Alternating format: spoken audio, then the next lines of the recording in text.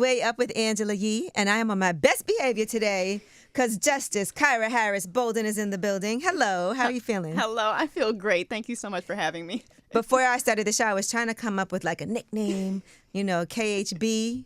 Yes. Kyra Harris Bolden. Yes. But then we said maybe Big Bolden. Big Bolden. You were like, no. No.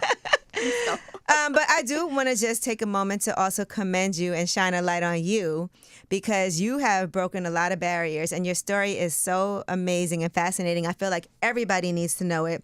But you're the first Black female Supreme Court justice. And that is amazing because, like we always say, if you can see it, you can be it. Yes. And so just imagine how this has affected so many young Black girls who never may have thought that this was possible for them. Absolutely. Absolutely. I was one of those little girls, being the first. I had to grow up never seeing a Black woman on the Michigan Supreme Court. And now I get to be that and hopefully be an inspiration for so many people coming after me. And you had Big Gretch also appoint you. Yes. I saw that. Yes, that's right. And so I want to talk about your journey to how you got to this position, right? Yes. What made you even say, I want to go to law school?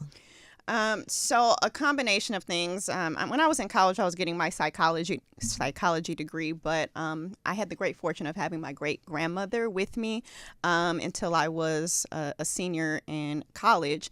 And she told me the story of my great grandfather, Jesse Lee Bond, who was lynched in Tennessee in 1939 after asking a store owner for a receipt. And he was beaten and castrated and thrown into the local river, and the coroner deemed it an accidental drowning. And as a result of that determination, his murderers walked free. And this is in 1939, just to, again, reiterate that, which is, by the way, not that long ago. It's not that long ago. And for my great-grandmother to still be alive and to be able to share that with me, it just put it in such a context that government-sanctioned injustice was the norm in our country not too long ago. Right. And injustice can rear its ugly head if we're not vigilant. And so that and other things, I decided to pursue a law career. Mm-hmm.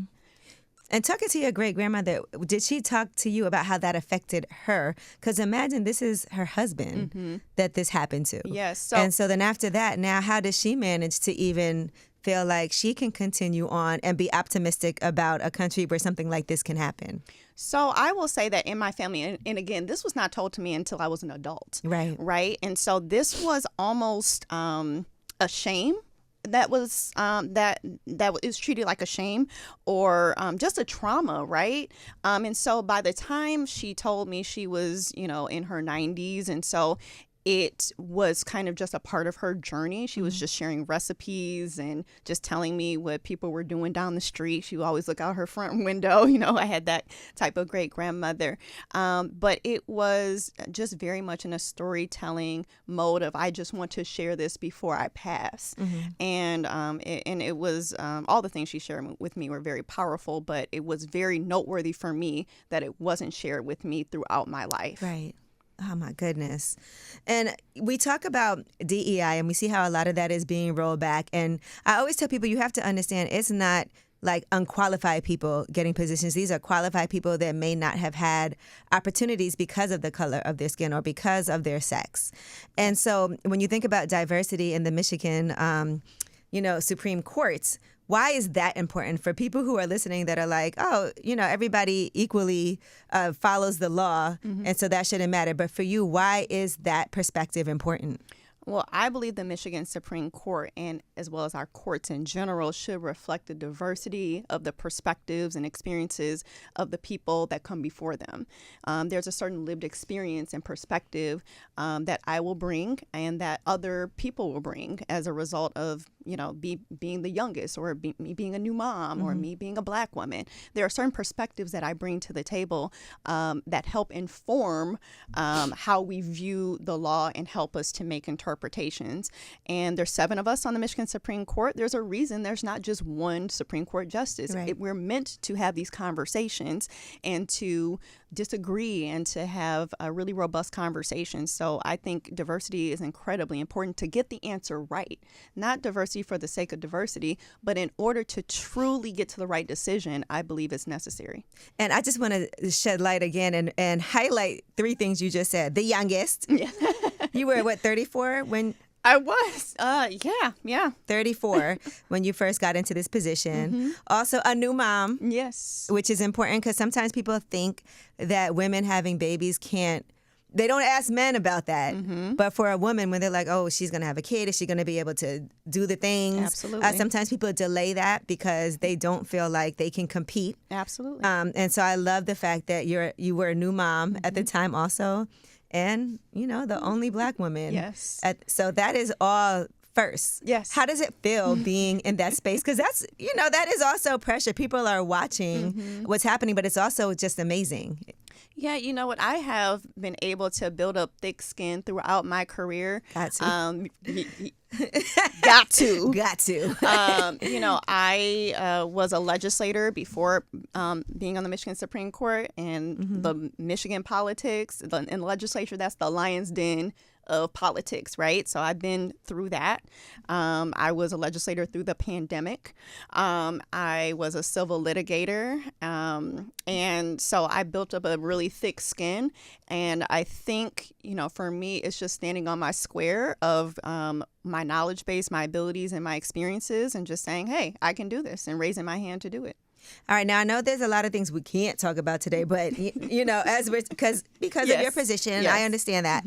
But I do want to talk to you about something that was on the news over the weekend. Hold on. Let me pull up this woman's name. And I just want to because we just talked about representation, but we also talked about how you have to follow the law and how people's experiences can also affect that, right? So there was a judge in the suburbs of Detroit, and one of her co-workers was actually recording her because she was saying a lot of things that were racist and homophobic. Did you see this story as it was happening? No. Okay, so I'm going to fill you in. So she's no longer handling cases. A court official turned over recordings of her making anti-gay insults and referring to Black people as lazy.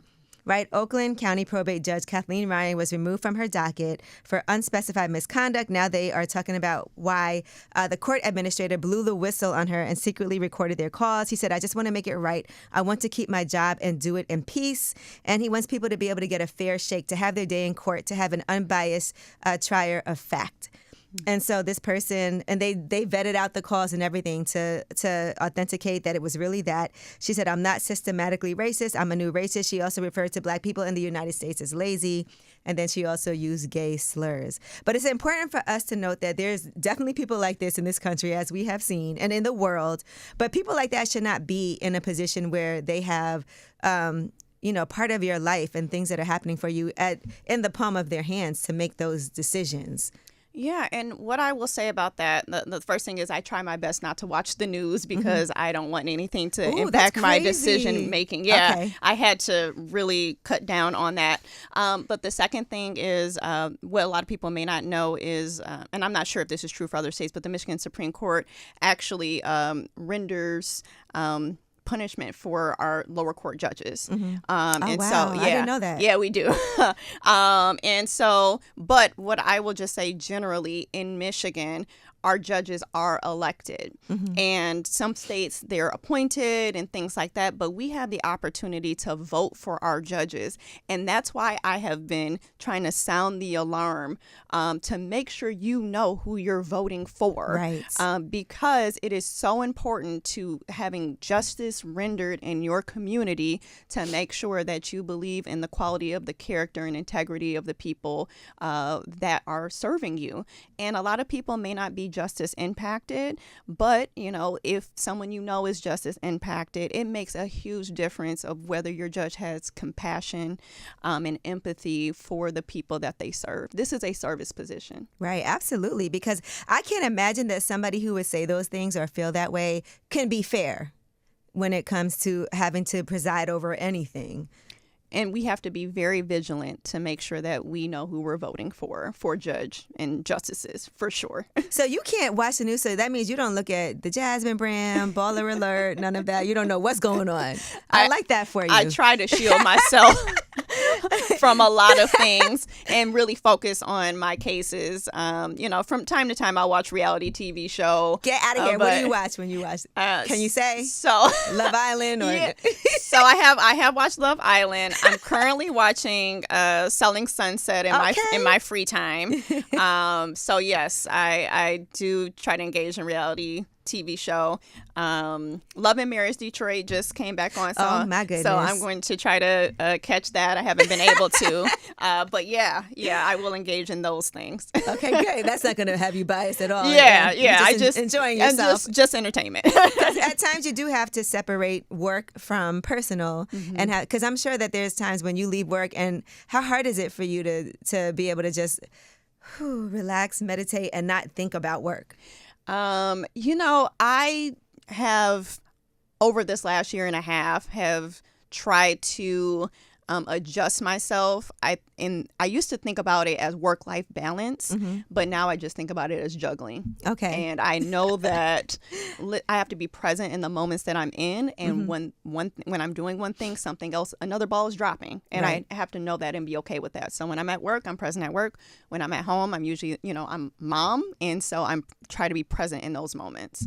When did you realize that you wanted to pursue being a Michigan Supreme Court justice? When did you realize that was your path? Yeah, so my path was not that I'm just this ambitious 30-something-year-old. My Congresswoman Brenda Lawrence, now retired, but shout out to her. She actually asked me to run in June of 2021. Oh, they summoned you we need you. They summoned me, and because I was her state representative, she had seen the work. I'm very much do the work behind the scenes. I even running for state representative, I was asked to do that, and I kind of don't like saying that, but for women running for office, usually we have to be asked, and that's just the reality of the situation. But anyway, she asked me, and I said no. I said no multiple times. But because I actually ended up getting pregnant. And so all of the things that you just talked about the societal expectations of, you can only do one or the other, those obviously, those thoughts obviously creeped in. But when my daughter, I was in my second trimester, and I just thought about what it would mean for her. Right. And do I want her to continue to grow up in a Michigan, in a nation, in a world where there has never been a Black woman on the Michigan Supreme Court, or am I going to try to be that representation for her? And I chose to try. Big Bolden. And I do want to say also, it is a sacrifice, to make, because like you said, you were asked to run for office, and people don't understand how hard that is, and how important it is, because as you said previously, representation matters. And we can be really upset about laws that are happening and things like bills that are passed or not passed, or things that we feel like we need. But if we're not voting or even encouraging people to run for office who we would love to have represent us, then you're part of the problem too. I always look at it as people can complain all they want, but if you don't have somebody that you're encouraging to run for office to represent you, and then getting on that campaign and standing behind them, or running yourself if you feel like you can make some change and you don't want to just talk and complain, then you're part of the problem too. Yeah. As someone that was previously a legislator in Michigan, and someone that's on the Michigan Supreme Court currently, and these are usually elected positions. I was appointed, but I did run for the seat in 2022 and lost, and then it was appointed. I have seen the depth and breadth of what it's like to be an elected official and the decisions that they're making, literally determining who gets funds, who lives, who dies in some cases, who thrives. It really makes a difference in who represents you. It really does, and I've seen that up front. And so at least for the judiciary branch, which goes under the radar so often, I have just been trying to be more transparent and showing my journey on social media, and because it's so important to know who you're voting for and that those people have your best interests at heart.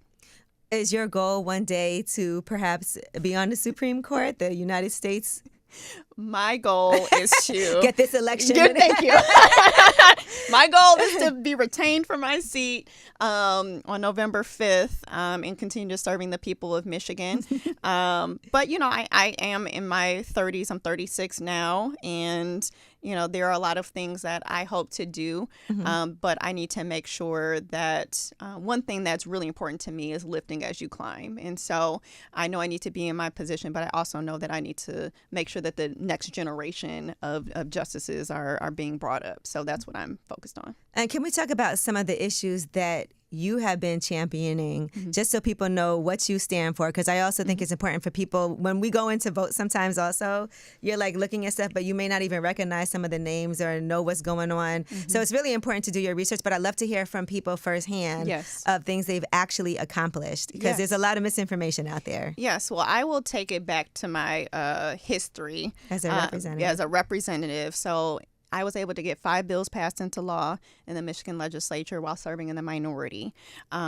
Most of those were criminal justice reform. So I was a part of the medically frail bill reform package, giving people parole for those that were deemed medically frail. I was a part of the amendment for the Wrongful Imprisonment Compensation Act, so giving more people access to that fund if they're deemed to be wrongfully convicted. And I was also a part of the Address Confidentiality Act, which shields the address for survivors of domestic violence and human trafficking, so that their abusers can't find them. Ooh. These feel like givens, like... You would think. Right, okay. But as a Supreme Court justice, I have been able to author 8 majority opinions while in my seat. Some of those have been related to criminal issues. Some of them have been related to election issues. And so I really, all of this is public, and I hate to give people more work. But at least for me, you can go to the Michigan Supreme Court website. You can see the issues that we've decided. You can see who's been in the majority and who's dissented, because we don't always agree. Absolutely not.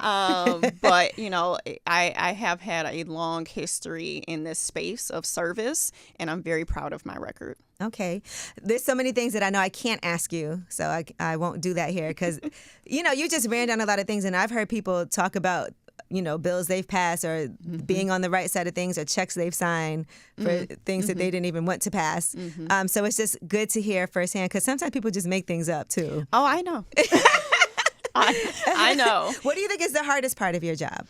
Honestly, the hardest part of my job currently, or I would say the first thing, is the juggling. The Michigan Supreme Court is a statewide campaign.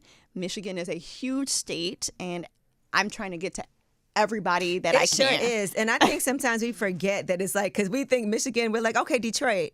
But Detroit is like a unicorn in Michigan. Yeah, I think from one part of the state, the UP, all the way down to the bottom, you're talking about an 8-hour drive, right? So it's a huge state, and we're trying to get around to as many people as possible. And I think we've been doing an excellent job at that. But, it requires time. Right. And obviously making good decisions on the court, and then having a 2-year-old at home. So the juggling. But other than that, I will say uncovering and dismantling the systemic barriers that caused me to be the first Black woman in the first place. Yeah.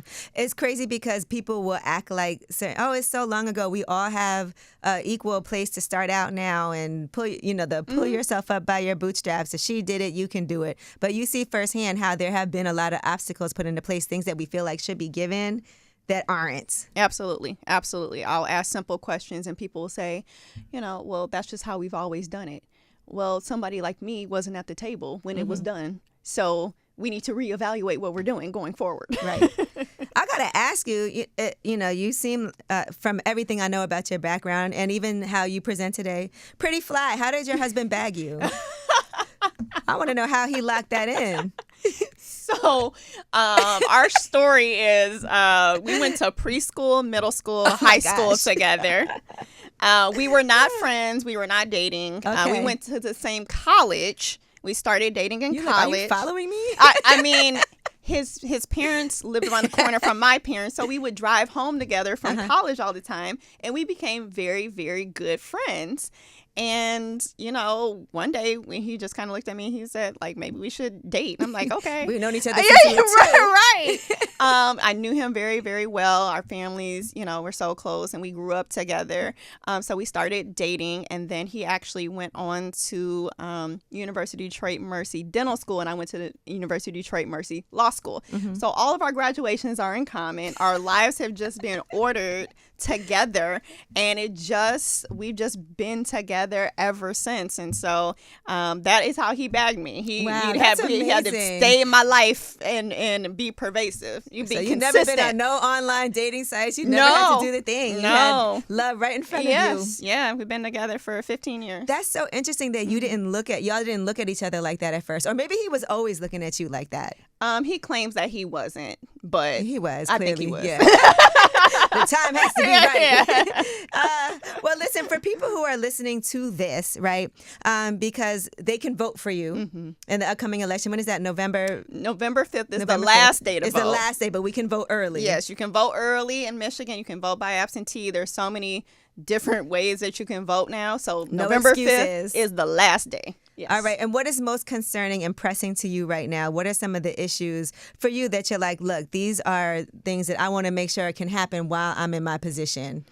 Yeah, I want to make sure, one, that there's a diversity in the Michigan Supreme Court and in our judicial branch as far as staffing is concerned. That is something that's very, very pressing, because if you pull from the same sources, you're going to get the same people, and they really inform their judge or justices on how to make rulings, right? So it's important to have your staff that's doing the research and helping to make good decisions.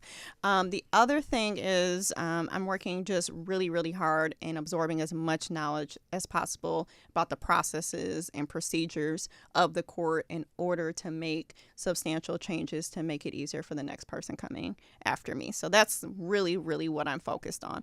But other than that, as far as cases coming up, it's no secret that it's election time. And so we have election cases. Those are resolved at the Michigan Supreme Court if they have to do with Michigan election law. Right. But honestly, lesser known issues, we deal with everything. A lot of people think we just do criminal or constitutional law. We deal with termination of parental rights cases. Oh, wow. We deal with custody. We do divorce issues. That's everyday life for everyday people. Life that we're making, and we're the last word on it. And so a lot of people don't realize how much we're affecting it, or affecting them, but we do every single day. Oh, we need you there. I just want to I'm trying to keep my job. Yeah, no, absolutely. Does it get real heated when you guys are coming together? Like, how does that look? Yeah, usually it's very, very cordial. We actually have lunch together. Everybody's like, you bad, Bill, bleach blonde. Never heard that at the Michigan Supreme Court table. We actually have lunch together once or twice a week. So even though we may disagree on issues, we try not to be disagreeable. Now we have had some heated discussions. Right.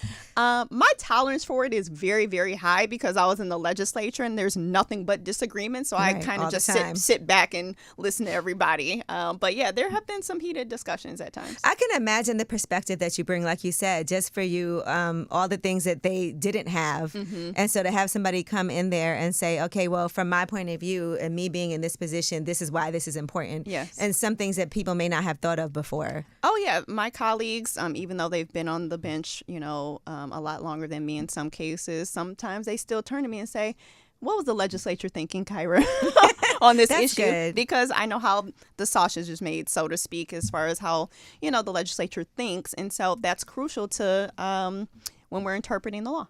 Well, Justice Bolden, a.k.a. Big Bolden, we appreciate you so much for coming through today. I'm so glad we had a chance to have this conversation. I read about you on Essence when they highlighted you as well. Yes. But just the work that you're doing, thank you so much. Because like I said, sometimes it could feel like a thankless job, but we appreciate you. Y'all remember, you have to vote in Michigan. It's so important to do that. Last message for anybody who's like, I'm going to sit this out. What would you say?